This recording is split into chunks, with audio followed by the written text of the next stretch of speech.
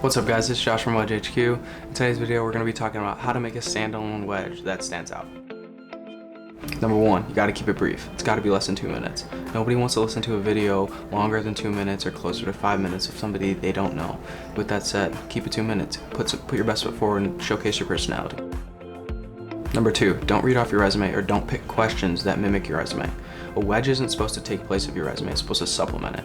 With that being said, you want to pick questions and pick responses that help you showcase your personality and showcase things that you can't convey on your resume.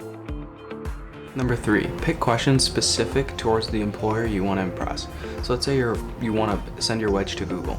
If you want Google to see your wedge, maybe go on Google's homepage or Google's hiring page and find out their core values, and then pick a question that allows you to showcase that you have those core values in your personality. But with any question, don't try to be somebody who you're not. Be yourself. That's the best way to put your best foot forward. So that's it from me. That's it from us at Wedge HQ. As always, if you have any questions or want help with your resume, LinkedIn profile, or cover letter, shoot us a message at hello@wedgehq.com.